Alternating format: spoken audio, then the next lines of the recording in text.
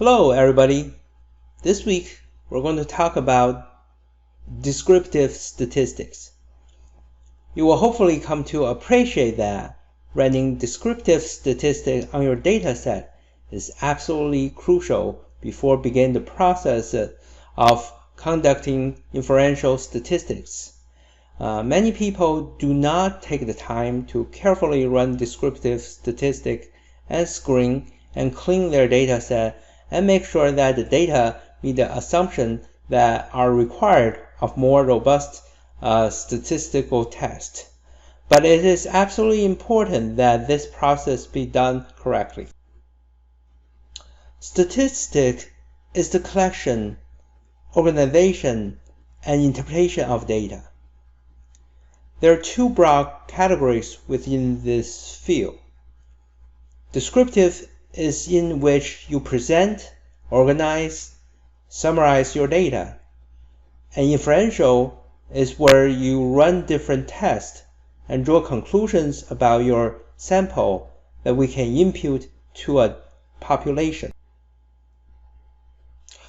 We run descriptive statistics so that we can describe the characteristics of our sample and infer that to the larger population.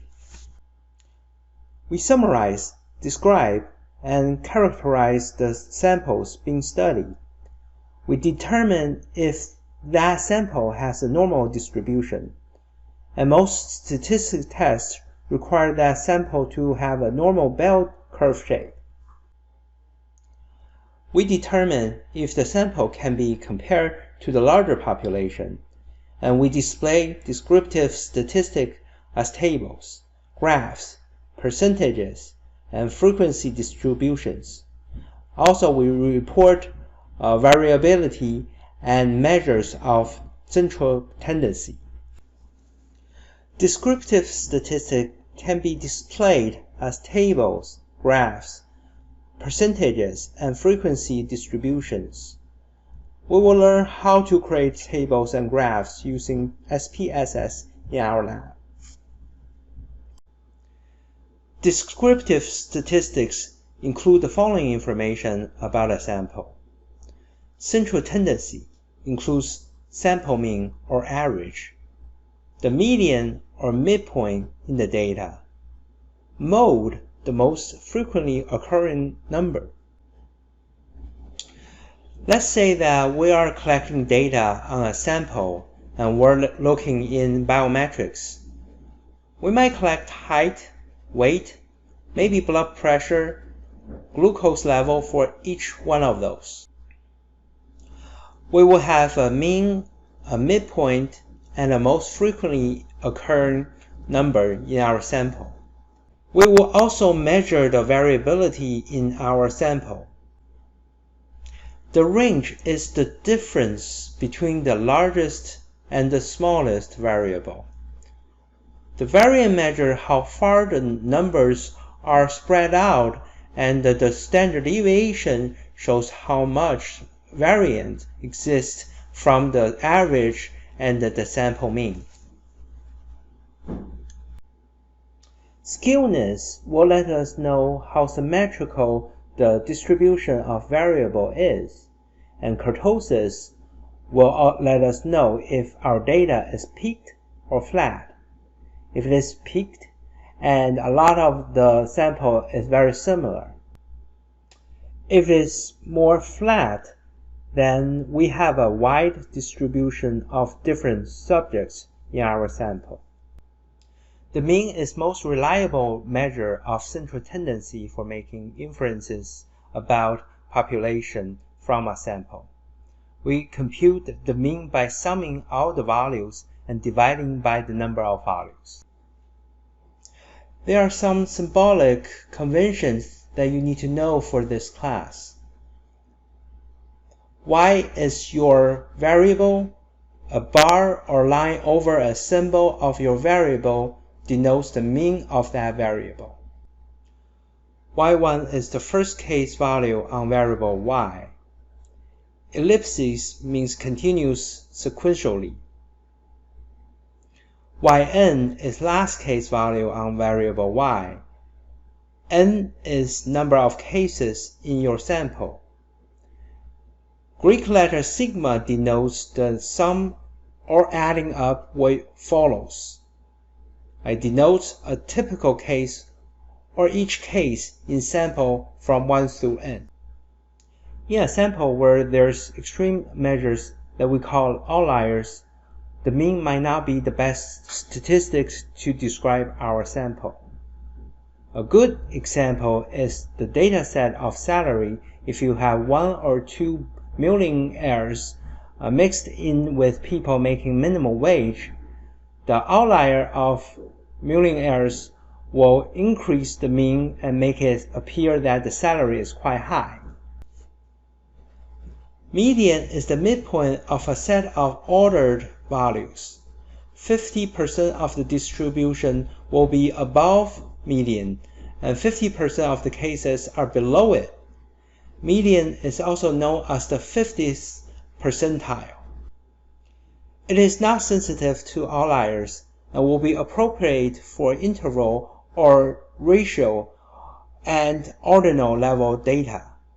The median will be much better statistics to report than the mean in the sample that I give you about the salaries. If n is an odd number, then median is equal to the middle score. Here is an example. There is a class of 13 students. Their IQ scores are listed as follows. To calculate the median, you must first order the number from the smallest to the largest. Then find the middle number, which is 109. 109 is the 7th case in this sample. You can see there are 6 cases above 109 and there are 6 cases below it. If n is an even number, let's imagine the first student dropped out of class for some reason. Then the size of the class becomes 12. To calculate the median, you take the average of 2 middle score, which is 109 and 110. Therefore, the median is 109.5. Still, there are 6 cases above it and 6 cases below it. If the recorded value for a variable form a symmetric distribution, then the median and mean are identical. In skew data, the mean lies further toward the skew than the median. Mode is the most frequently occurring value or category. Some data may be bimodal. For example, in our example about measuring biometrics, you could have 5 adults and most frequently occurring height might be 5'3" and 5'5". Maybe the mode for men is higher number than the mode for the woman will be 5'3". Using the IQ example, here are the IQ scores of all the students in class A and B. You can see the most common data point is 109. Mode is appropriate for all levels of measurement, but it is only measure of central tendency that can be used for nominal variable like gender, race, grades, and etc. But when you report this data, you can't report gender or race or grade or blood type as an average. You can average blood types. Mode may give you the most likely experience rather than typical or central experience. In symmetric distribution, the mean, median, and mode are the same.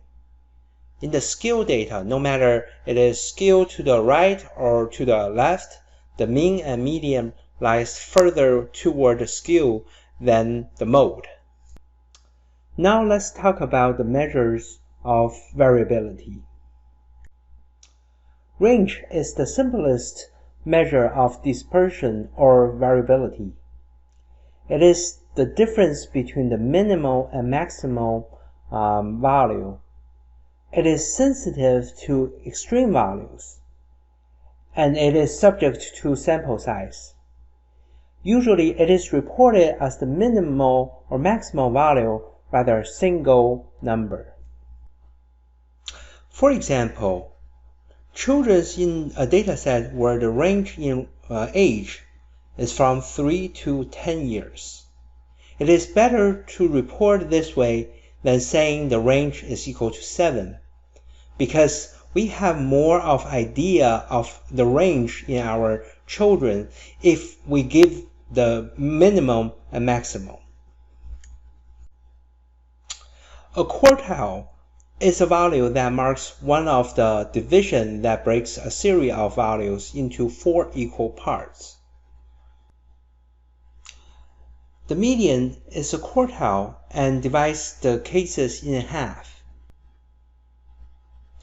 25th percentile is a quartile that divides the first quarter of the cases from the latter 3 quarters. 75th percentile is a quantile that divides the first 3/4 of the case from the latter quarter. The interquartile range is the distance or the range between the 25th percentile and the 75th percentile. Look at this example. What is the interquartile range? That is 750 minus 250, which is equal to 500. Another important feature of the interquartile range is that it is not sensitive to extreme values. Variance is a measure of spread of recorded values on a variable. It is a measure of dispersion. The larger variance, the further individual cases are from the mean. The smaller the variance, the closer individual scores are to the mean. Variance is not reported as frequently as standard deviation because it is not a number that is representative of the value in the sample. Variance is a number that first seems complex to calculate. Calculating variance starts with a deviation. A deviation is the distance away from the mean of a case score, that is yi minus y bar. In my case, cost 6,000. The average person's car cost 20,000. So my deviation from the mean is negative 14,000. So I use 6K minus 20K is equal to next 14K. We want to add these to get the total deviations.